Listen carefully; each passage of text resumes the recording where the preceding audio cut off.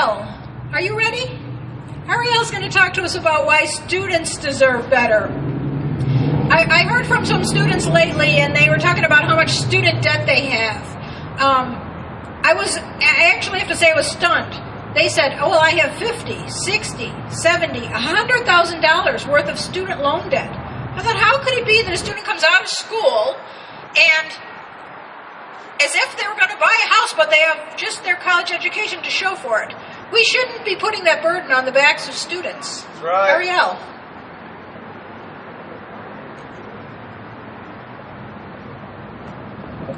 Hi everyone, I'm Ariel Brooks, a student here at Valdosta State University. Georgia's 2011 graduation rate was 79.5%, down from 79.9% in 2010. Georgia's SAT combined mean scores in 2010 was 1,453. The only states that ranked lower were South Carolina and Maine. Georgia ranks 45th nationwide in graduation rate and is head of only Mississippi, Louisiana, South Carolina, and Nevada. Since 2009, Georgia's Republicans have cut K-12 education by $1.2 billion, resulting in larger class sizes, shortened school days, and teacher layoffs. Let's innovate our colleges, not eliminate them. Instead of combining colleges to save money, we should invigorate them to attract the best and brightest from other states while keeping our best students close to home. Instead of cutting hope, a cap should be re-established for maximum family income, providing access to the majority of the bright students in our state. Many students are unable to continue college because of the cost, and many students are dropping out because their parents can't qualify for certain loans, can't qualify for grants, can't qualify for scholarships. Many students are simply dropping out a semester and not being able to come back because they can't find a job to pay for college, or they can't find the money, find the means to pay for college. Hope itself is not enough. I myself have hope and have to take out 2 loans, which of course is going to put me in debt because I have to always take out loans after loans while even having hope. So, that being said, Georgia students deserve better. Thank you. Yes. Thank you, Ariel. That's right. The amount of money that's been cut from K-12 is a real indicator of the path that Georgia is on, and it's the wrong path. We need to be investing in our students so that when they graduate from high school, they're minimally qualified to take manufacturing jobs, assuming that some manufacturing jobs were here. Our community gets all excited when we have some new service jobs come to town, but service jobs are not the kind of jobs that you can support a family on. Service jobs are not the kind of jobs that you can plan on retiring on. Service jobs are not the kind of job that you could plan on supporting your folks in their retirement on. Tina Matchett's going to talk to us a little bit about why seniors deserve better. Tina's not a senior yet, but she's got senior family. I'm coming. I'm here to speak about seniors because in I'd say about 13 more years, I'm getting there. Falling apart, too. Our seniors deserve better. Seniors on Medicaid are overwhelmingly happy with the current program. Medicare and Social Security may face challenges in the coming years, but these programs should not be subject to radical schemes to dismantle the safety net of our country's seniors. I read that to say this. When that program was initiated by Roosevelt, he had a purpose in mind. Okay, he knew that our seniors need to be covered. I know that, and I'm not even a senior yet, but I'm headed there. You know, you can't continue to try to work on these jobs because your body start falling apart, so you need to be covered by Medicaid and Social Security. And then to have another party want to dismantle it and mess it up, what are we supposed to do? I'm one of the 60s children, and of course I worked all my life, starting at 16. I deserve to have my Social Security when I do retire. And ain't nobody gonna Yes, ma'am. You know, I have a father that's 75, and I tell you right now, much as he go to the hospital for problems, he worked all his life, and now he need that Medicaid and he needed Social Security. If he didn't have it, how can I take care of him along with taking care of my husband, which is going to be a senior too in about 13 years? So we need to get off our duckies, go out, and get people registered to vote. We need to start educating the people, telling them what these Republicans are doing and any other party that's trying to take things away. It's not a handout, it's a right. It's a right. When it was enacted for a reason. See, God touched many men to do the right thing, and we seen this. Am I my brother's keeper? Yeah, you should be. You should always try to do for your elderly people. You know, because you don't forget, young people, you gonna get there one day. If you still living, you gonna get there. And you ain't gonna have nothing if you keep sitting around, let somebody else make the decision. Look at what's happening. Get involved. Start telling people, vote Democrat, vote for the ones that care. The president cares. If you heard his speech, he cares for all people. And if you had in the seats, you'll care. If you don't want to care for nobody else, you better care about yourself. Because if you're living, you're going to find yourself in a box somewhere if we don't get busy.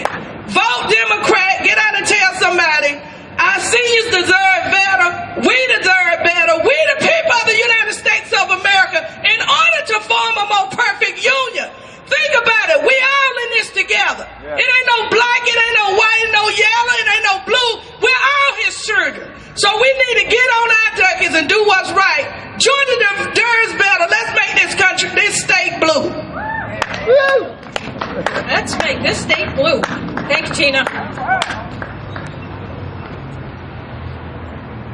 There are a lot of things that we need to do this year. We need to register voters. Yeah. We need to qualify candidates. We can't elect Democrats if we don't have Democrats who stand up and say, Georgia deserves better and I will be the one. I will do it. So if you know somebody that you think would be an excellent candidate, talk to that person. Ask them, have you ever thought about running for office? If you're too shy to ask them, tell me. Let me know who you think should be a good candidate. I'm not too shy to ask somebody to say, have you ever thought about running for office? Okay, I look around this group. I actually have asked a variety of the people who stand here now, have you ever thought about running for office? We need to qualify candidates. We need to vote in the presidential primary. You might say, why do we have to vote in the presidential primary? There's only going to be one name on the ballot. By voting for that one name on the ballot, we tell the nation that Georgia Democrats care about our president and that we support him. So make sure that you go vote on presidential primary day, March the 6th. There'll be some advance voting ahead of that. If you want to get an absentee ballot already, you can mail in and get one of those now. Do not hesitate to take your friends and family to get the Democratic ballot. If somebody wants to say, oh, no, don't you mean you want to vote in the Republican primary where there are some choices? Tell them no. You want to vote in the Democratic primary, you want to vote for Barack Obama. Then we're going to have qualifying. We're going to find those candidates who want to run as Democrats. We're going to get them qualified. We're going to give them donations. Well, speaking of donations, I got a little jar back there. These rally signs, they don't come free, and the Democratic Party of Georgia didn't give us any money for them. So if you can drop $1 in there, that would help us defray some of that cost. Candidates have costs too. They have to buy radio ads. They have to buy yard signs. They have to have gas in their car. If you have a candidate that you really like, drop $1 or $2 in their donation box. Then we're going to have the summer primary. Oh, before that, we're going to have the barbecue. The Lowndes County Democratic Party always has a barbecue in the summertime, and we invite candidates. All of the candidates that are running on the Democratic side, we invite them to join us and talk to us at the barbecue.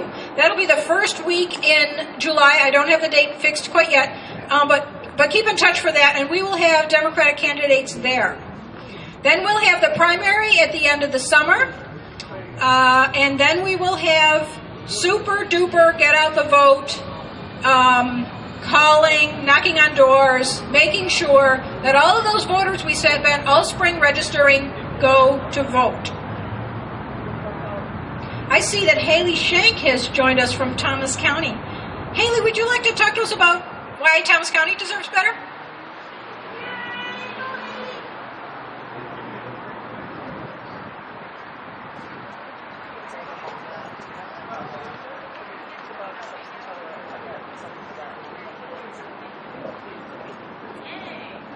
Good afternoon. I didn't hear you guys respond. Good afternoon. I just got here. Unfortunately, I missed a few people speaking. But I did just want to say that I think the turnout today is really great. I think the fact that we are having this in Valdosta, echoing the one that's happening right now in Atlanta, it shows that we don't have to be within the perimeter to make a difference. And the Democrats exist all over this great red state of ours. And we're looking forward to turning it back blue the way it belongs. And Thomas County is looking forward to joining up with Lowndes County in our congressional district. If some of you know, Thomas County was removed from the 2nd congressional district and is going to be with Lowndes probably in Austin Scott's district. So we've always been close with the Lowndes County Party, and the Thomas County Democrats are, of course, looking forward to continued progressive work with you guys. I will hand the mic over to someone else. Thank you all for coming out.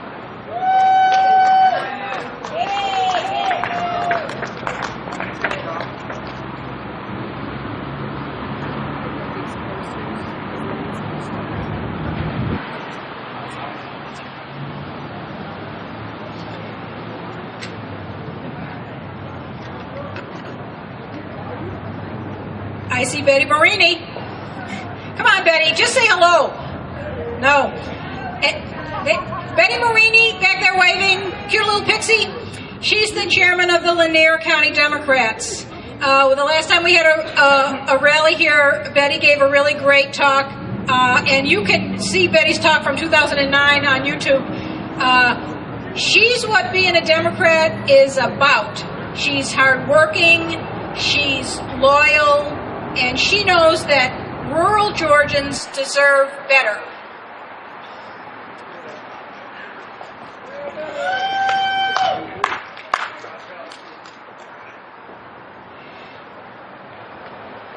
Some of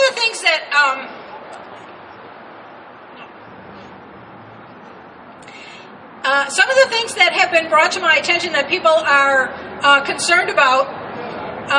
Georgia farmers deserve better. We have an immigration bill here in Georgia that sent legal and undocumented workers out of the state.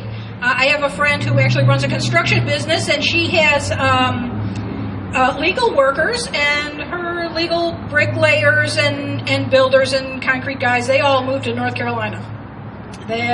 She just said they weren't interested in being hassled, so they moved. Last year we lost a lot of crops in this state because we didn't have workers, and the Georgia House thought, oh, it'll be great, we'll have prisoners pick those crops. And farmers said, are you crazy? I was at a town hall where Jack Kingston and Austin Scott were together, and they were asking the farmers about, so how are those prisoners working out for you? And I thought that the farmers might lynch the guys. They were like, no, we don't want prisoners by our families. We don't trust prisoners to know when a watermelon is ripe. Honestly, they're not qualified to be harvesters. We need real workers, please.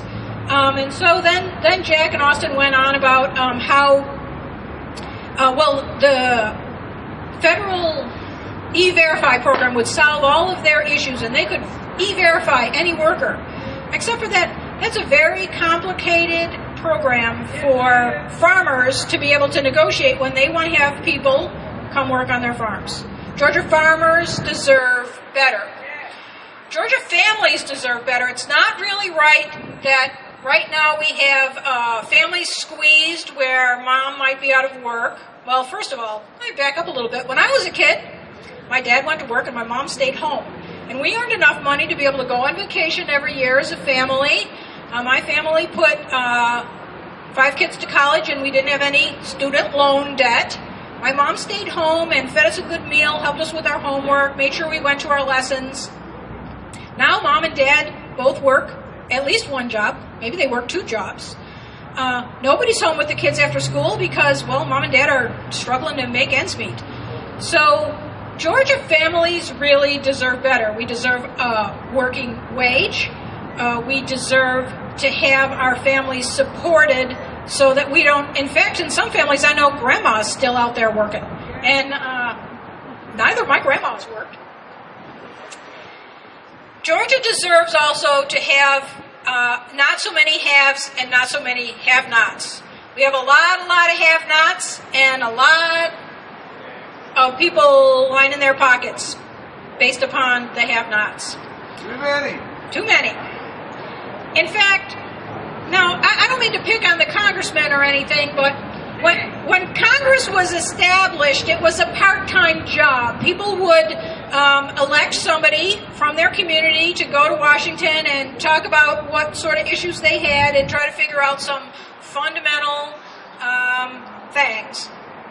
Now it's a full-time job, and what was that, $285,000? What was that? The entry salary is $179,000. The entry salary, if you want to run for Congress, $179,000. Well, that's enough around here to support, let's see, divide by 5 families? We could support 5 families here on that salary of an entry-level congressman. Of course, they get an additional $110,000 in tax contributions to their paycheck, for their Social Security and Medicaid.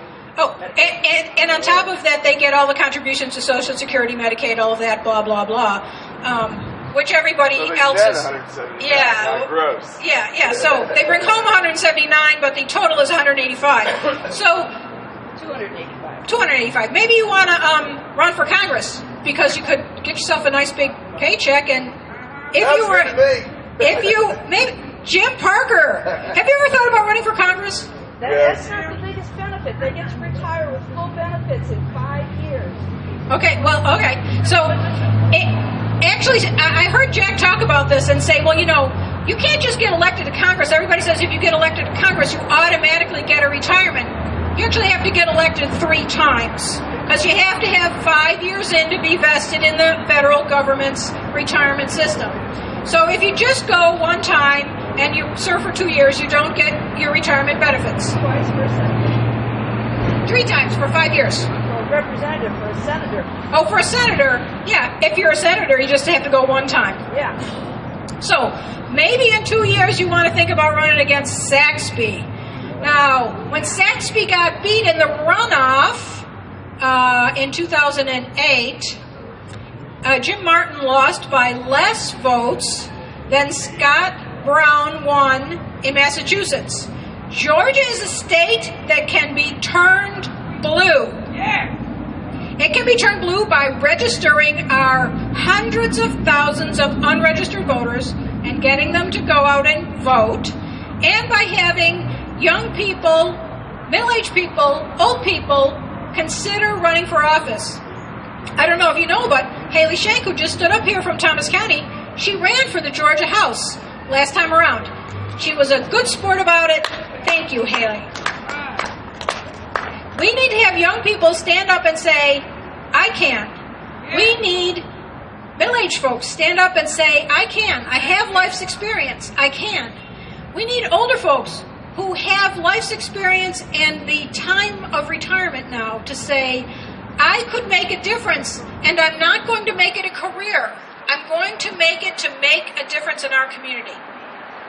Georgia deserves better. Yes. Do we have anybody else that wants to say anything? You want to say? Come on.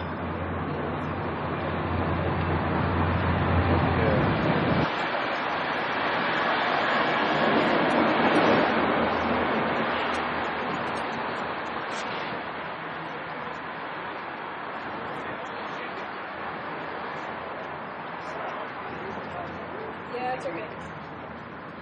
got a chair up there.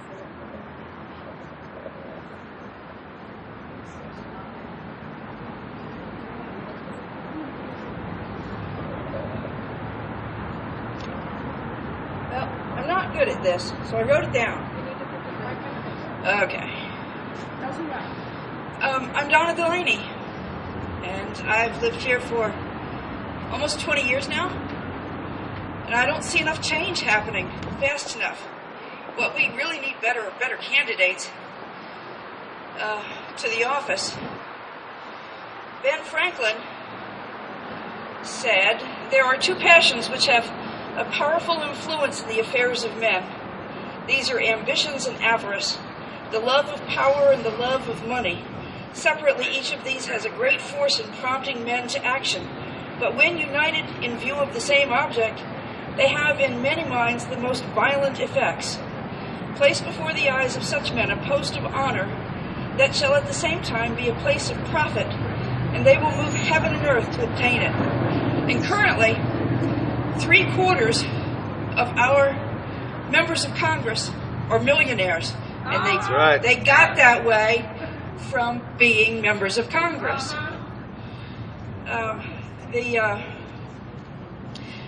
There just seems to be some confusion over what we expect from members of Congress and what they expect to get from, quote, serving, end quote.